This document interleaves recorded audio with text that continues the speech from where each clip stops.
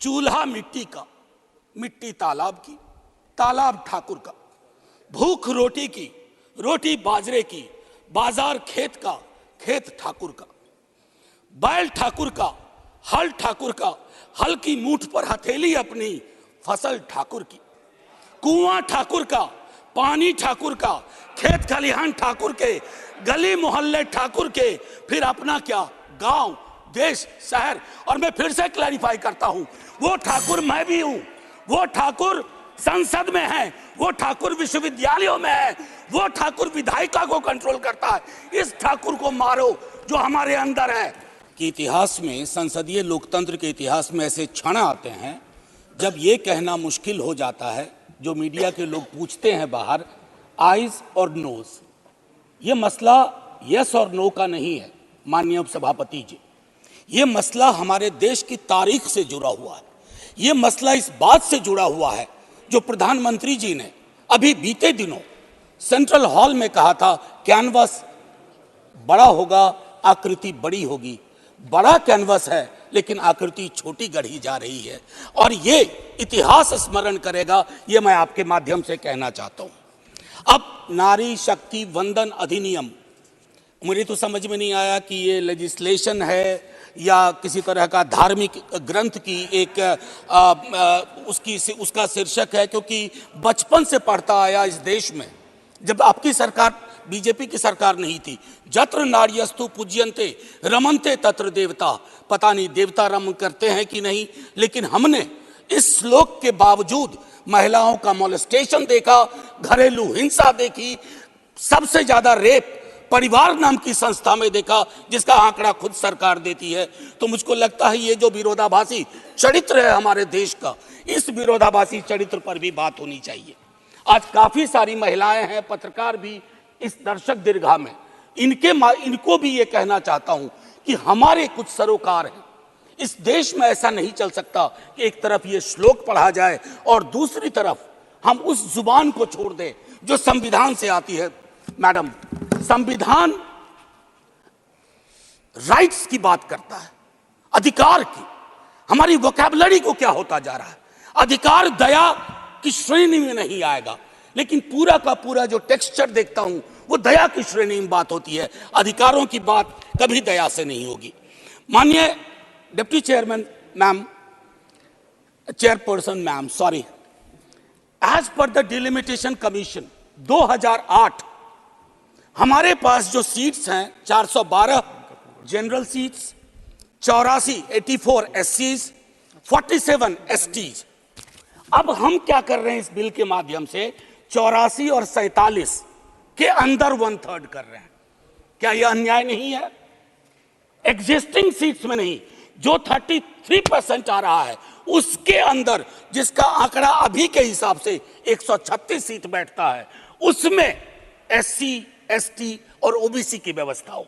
क्योंकि देखिए, मैं आपके माध्यम से कहूं, हर महिला को बहुत मुश्किल से आगे बढ़ना पड़ता है, ये आप भी जानती हैं। और खास करके पिछड़े वर्गों की महिलाएं, अनुसूचित जाति, जनजाति की महिलाएं, उनका डिप्रिवेशन और वल्नरेबिलिटी बाकियों से ज्यादा होती है। हैंड होल्डिंग करने के लिए कोई नहीं होता है, हैंड होल्डिंग करने के लिए कोई नहीं होता है। अगर आप पहुंची तो बिना हैंड होल्डिंग के, लेकिन उन पिछड़ी जाति की महिलाओं का क्या, जिनके हैंड होल्डिंग के लिए ना हमारे धर्म ग्रंथों में कोई व्यवस्था है और ना आज की समकालीन बातचीत में कोई व्यवस्था है।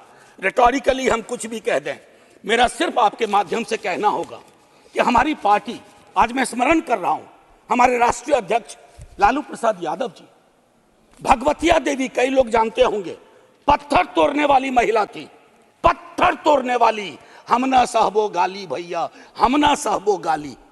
वहां से, गया से निकल करके वो संसद तक पहुंची। क्या उसके बाद भगवतिया देवी आ पाई, फूलन देवी आ पाई? वो इसलिए नहीं आ पाई कि हम आपको दोष नहीं देते हैं, हमारी व्यवस्थाएं संवेदन शून्य है। मैं तो आग्रह करूंगा तमाम साथियों को, आप किसी भी दल में हो, आज एक बार उससे बाहर निकल करके सोचिए। यह ऐतिहासिक क्षण सचमुच ऐतिहासिक होगा अगर हमने आज इतिहास को व्यापक कैनवस पर देखा। जो प्रधानमंत्री जी कहते हैं, और प्रधानमंत्री जी की कथनी और करनी में फासला नहीं होना चाहिए। और यह फासला इसलिए नहीं होना चाहिए कि बड़े दूर फासले पे लोग खड़े हैं, अत्यंत पिछड़ी जातियों के लोग। मैडम, आप, अगर आपके माध्यम से मेरी बात पहुंच रही हो तो आज मैं आग्रह करूंगा तमाम साथियों से, चिंता न करिए दलीय व्हिप की। दलीय व्हिप समाज की व्यवस्था पे भारी होना चाहिए, इसलिए मैंने कहा समर्थन विरोध नहीं। आज भी मौका है, इसको सेलेक्ट कमेटी में भेज करके एससी एसटी और ओबीसीज को इनकॉर्पोरेट किया जाए। नहीं, आज हम नहीं करेंगे, हम ऐतिहासिक गुनहगार होंगे। मैं यकीन के साथ कहता हूं, बाहर लोग वॉच कर रहे हैं, कहेंगे कि तुमने क्या किया। ये व्यवस्था ऐसे नहीं बदली जाती है। तो मैं आपसे आग्रह करूंगा आपके माध्यम से कि अपने दायरों से अलग होकर के आप जब ओबीसीज की बात करते हैं तो ये रेटोरिक से आगे बढ़ना चाहिए, हमारी चिंताओं में आना चाहिए। ये नहीं होगा कि बाबा साहब भीमराव अंबेडकर को माला भी पहनाए और उनकी बात को आत्मसात न करें। ये जो फर्क हमारे इसमें आ रहा है, इससे कई तरह के विरोधाभास का जन्म हो रहा है। मैडम चेयरपर्सन, मैं आपको कहूं कि कोटा विद इन कोटा की जब हम बात करते हैं तो उसमें एक टर्म आता है जो एक अमेरिकन सिविल राइट एक्टिविस्ट ने 89 में दिया, इंटरसेक्शनैलिटी।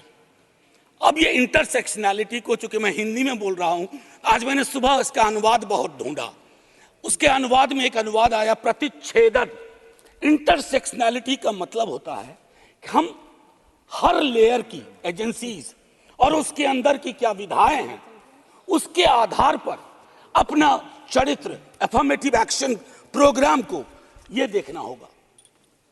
जो खास करके वंचित समाज की महिलाएं हैं, मैं उनके बारे में कहूं, आपको एक बार अपना नजरिया साफ करना होगा। अगर चश्मा लगाती है सरकार, धूप का चश्मा नहीं, अगर सचमुच का चश्मा लगाती है तो उसके पावर बदलिए, उसको साफ करिए और ये तय करिए कि आज जब हम यहां से उठें तो एक कमिटमेंट दें ओबीसी वर्ग को। और ये मैं बार बार दोहरा रहा हूं कि 33% के को एग्जिस्टिंग में मत इनकॉर्पोरेट कीजिए, इट शुड बी सेपरेट। नई व्यवस्था में नया 33% विदाउट टचिंग एससीज एंड एसटीज, ये करिएगा तो क्रांतिकारी कदम होगा। अक्सर हम लोग अपने प्रिविलेजेस को नहीं देखते हैं। मेरा सरनेम एक प्रिविलेज है, नीरज भाई का सरनेम एक प्रिविलेज है। हमारे सरनेम ने हमें प्रिविलेज दिए हैं। उन सरनेम्स को देखिए जिनके पास ये प्रिविलेज नहीं है। नहीं, ऐसे ही मैं बहुत अच्छा किया। मैं ये कहना चाह रहा हूं मैम चेयरपर्सन, मैं ये कहना चाह रहा हूं कि प्रिविलेज का जो व्याकरण है वो खत्म ही नहीं हो रहा है। मैंने पहले भी सदन में कहा था कि इस देश में शायद there is nothing in name but everything is there in the surname. उनके संघर्ष, उनका जीवन कठिन लगातार होता जाता है। और एक ऐतिहासिक तथ्य बताऊं, 31 में बेगम शहनवाज और सरोजनी नायडू ने संविधान बनने से बहुत पूर्व इक्वल रिप्रेजेंटेशन की बात की थी। हम काहे को अटके पड़े हैं 33 पर? मेरी तो समझ में नहीं आ रहा कि 33 के साथ क्या रिश्ता है हमारा। ये 50 क्यों नहीं हो सकता? ये 55 क्यों नहीं हो सकता? आपका पूरा का पूरा वर्ग चरित्र बदल जाएगा। आप नहीं चाहते हैं कि भगवतिया देवी यहां आए? हमेशा एक खास सरनेम, मैं तो बार बार कह रहा हूं कि जो अलग अलग दलों में भी हैं, अगर वो पहुंचे हैं यहां तक अपने संघर्ष से, तो उनको आज ये आवश्यकता है, उनको ये भरोसा दिलाया जाए कि ऐसी कोई चीज आगे नहीं होगी, सबके लिए खुलेगा। आपकी ये जो नई पार्लियामेंट है हमारी, ये रंगीन ज्यादा होगी। इंद्रधनुष में कई रंग होते हैं। हम ये कौन सा बिल ला रहे हैं जिसमें ब्लैक एंड व्हाइट के बाद शेड्स ऑफ ग्रे भी नहीं है? अगर हमारा उद्देश्य डिपेंडिंग ऑफ डेमोक्रेसी है तो कदम उस दिशा में बढ़ाने होंगे। मैंने पहले भी कहा था कि 2010 में हमारा रिप्रेजेंटेशन देखिए, उसमें हमने SC, ST, OBC and minorities की बात की थी। और हम इसलिए नहीं कर रहे हैं, हम चाहते हैं कि वर्ग चरित्र बदले। संसद सचमुच में प्रतिनिधित्व की संस्था बने जिसमें सबके आकार हों, सबकी शक्लें हों। ये ना हो कि एक प्रभुत्व वर्ग का उस पर हमेशा उस पर छाप रहे। अब मैं कहूं कि अभी जातिगत जनगणना कल शाम के बाद, मैम चेयरपर्सन, अब मैं आपका अटेंशन चाहता हूं। कल शाम के बाद इस देश में लोकसभा में बिल पास हुआ, उससे ज्यादा इस बात की चर्चा हो रही है ओबीसी के साथ नाइंसाफी हुई। इस बात की चर्चा हो रही है कि जातिगत जनगणना पर क्यों ब्लॉक किया जा रहा। और मैं ये कह रहा हूं, हमारे सीएम नीतीश जी और तेजस्वी जी डिप्टी सीएम, उन्होंने जातिगत सर्वेक्षण कराया। 28 अगस्त को मेरे पास दोनों एफिडेविट है। पहले एफिडेविट कौन लेके गए? सरकार। तुषार मेहता खड़े होते हैं, सॉलिसिटर जनरल, ये कहते हैं कि state government can not do any activity like census और एक्टिविटी अकिन टू सेंसस। लेकिन शाम तक जब अप्रोर होता है, दूसरी एफिडेविट आती है, कहती है गलती से वो पैराग्राफ लग गया था। सरकारें ऐसी गलतियां नहीं करती हैं, ये मानस करवाता है, ये प्रेजुडिस माइंड करवाता है। मैम चेयरपर्सन, बस ज्यादा नहीं लूंगा। मैंने कई संशोधन दिए हैं मैडम चेयरपर्सन, मैंने कई संशोधन दिए हैं। उन संशोधनों पर भी सरकार विचार करे। हाथ जोड़ के कहता हूं, आपका कुछ भी नहीं बिगड़ेगा। हृदय विशाल रखना चाहिए। छोटे मन से, आप ही के बड़े नेता कह गए थे, छोटे मन से कोई बड़ा नहीं होता। कैनवास पे बड़ी लकीर खींचिए। और मैं आखिरी में एक बात कह के खत्म करूंगा कि गले मिलकर गला दबाने की कोशिश ना हो। मैम चेयरपर्सन, 1 मिनट, एक कविता लेके आया था, उसके पहले गले मिलकर गला ना दबाइए। और ये कविता पढ़ के खत्म करूंगा और जय हिंद बोल दूंगा। ये ओम प्रकाश वाल्मीकि जी का है। इसमें जो प्रतीक हैं वो किसी जाति विशेष के लिए नहीं है, क्योंकि हम सब के अंदर एक ठाकुर है जो न्यायालयों में बैठा हुआ है, विश्वविद्यालयों में बैठा हुआ है, संसद की दहलीज को वो चेक करता है। तो कविता कुछ यूं है। चूल्हा मिट्टी का, मिट्टी तालाब की, तालाब ठाकुर का। भूख रोटी की, रोटी बाजरे की, बाजार खेत का, खेत ठाकुर का। बैल ठाकुर का, हल ठाकुर का, हल की मूठ पर हथेली अपनी, फसल ठाकुर की।